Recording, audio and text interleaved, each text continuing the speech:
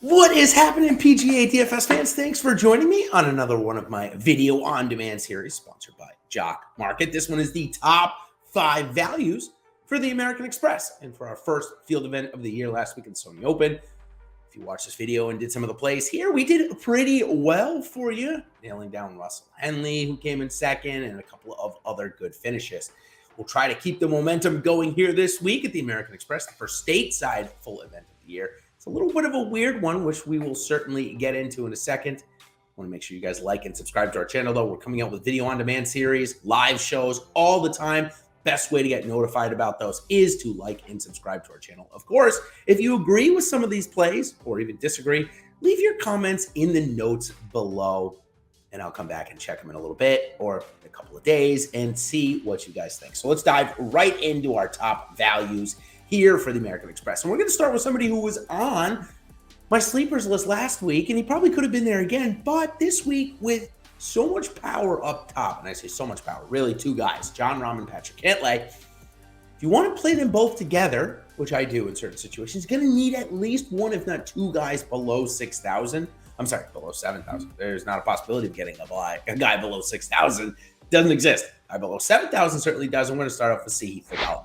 So the 48th place finish last week that we got at Wiley Country Club, his first time going there, doesn't really give us all that we'd want per se to roster a guy here this week at the American Express, but saw enough out of him where I think this week the ball striking should improve. Last week we got by on our short game. That's what we've seen from Theegala in the past. In his brief history here on tour, he's got a great short game, can get really hot with the putter.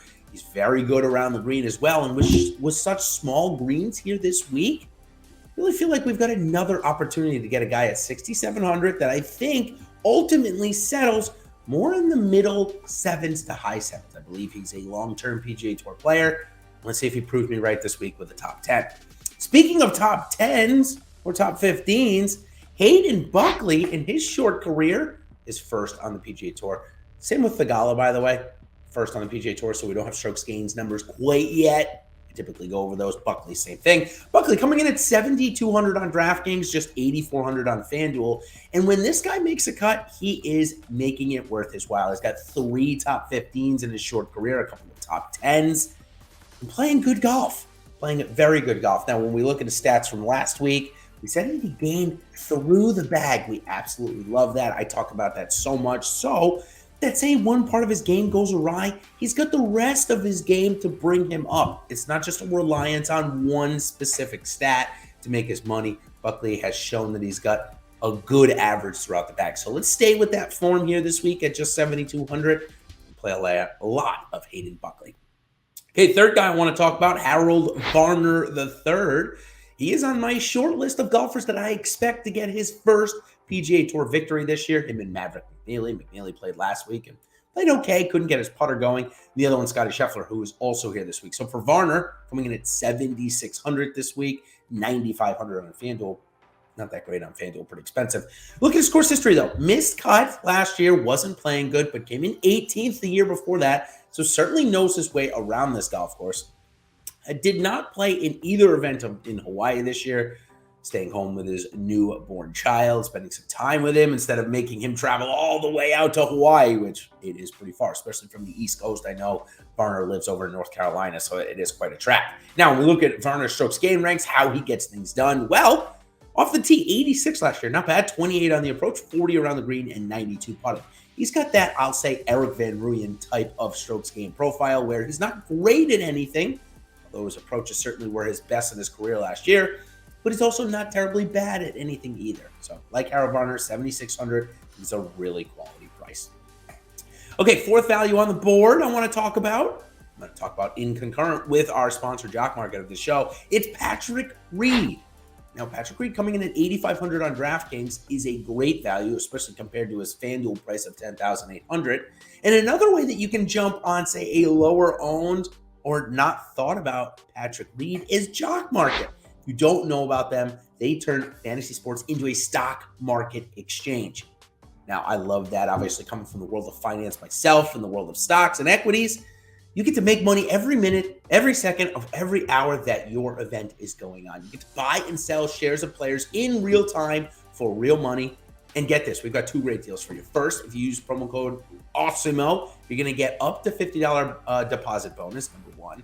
And number 2, there's a first market guarantee. So Jock Market will refund any losses in your first NFL or NBA market up to $100. They offer PGA, they offer NHL. So many great sports going on right now in the world. Of course, MLB will be back before you know it. Spring training and such. So what you're going to do is you're going to use the pregame IPO to pick up shares of your favorite players, and then you can buy, sell, or hold them during the game. Check out Jock Market and download in the App Store or Google Play today. All right, now finishing on Patrick Reed. Came in 15th out at the Tournament of Champions. Played pretty good. Obviously had that big-time double pneumonia scare. Didn't think he was going to survive. Very scary, but seems like he's back now. He played pretty good out there in the Tournament of Champions. Not bad. So at 8,500, you see guys like Seamus Power, don't get me wrong, playing fantastic golf. But long-term, can we really expect some of these guys to be priced higher than Patrick Reed, Masters champion? I don't think so. I think it's a good value spot here this week. He is a former winner of the event, but is coming in off of back-to-back missed cuts here. So let's see if this year he can turn the tides. All right, last value on the board. If you follow me on Twitter at DFSGolfer23, my first golf tweet of the week was Jon Rahm and Patrick Cantlay are underpriced by $1,000 from DraftKings. That's truly how I feel here. John coming in at 11,900, Cantlay coming in at 10,900. For guys that are both single digits to win this golf tournament, Rahm should be 12,000 and Cantlay should be 11,700, 11,800. Basically about $1,000 underpriced. It's the way I feel. So when you go and now look at it, if you don't want to stack them together, just play them one equal, you can get guys that are in the mid-sevens to fill out your board. Certainly, you could go down to Theegala, as we already talked about, and build a great balanced lineup with one of these two. So I'm going to go with Rahm here just as a click. Again, I like Patrick Cantlay just as much at this price. So let's talk about Rahm. Course history. First, 2 years ago, Cantlay came in second last year. You can see kind of why I'm going at it. Recent form, Rahm should have won the Tournament of Champions, had one of the best scores ever to par on the PGA Tour in a PGA Tour event. Came in second to Cam Smith. You got to love the form coming in.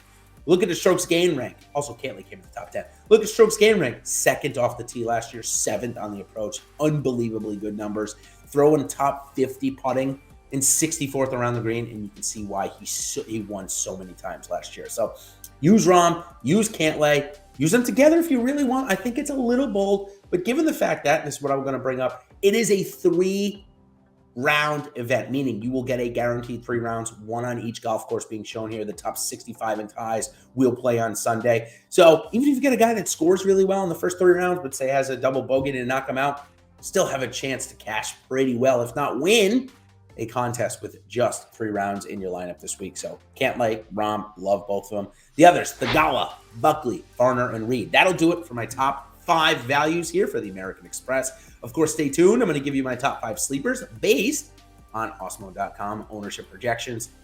And of course, join Ben Raz and I. Today is Tuesday. I'm doing this in the morning, 1 o'clock p.m. Eastern Standard Time. We're going to give our PGA DFS strategy. I'm going to see and ask Ben some poignant questions, see if he is going to be stacking Rahm and Cantlay or wants to go elsewhere. So until then, if you can't make it for 1 o'clock, join us on the playback. Also, 8 o'clock tomorrow night on Wednesday, Eric Lundquist and Ben Raza taking live before lock, taking your questions, giving you make the cuts, and so much more. So until next week, everybody, we're going to the Farmers down in San Diego. Good luck this week. We'll see you then. Cheers.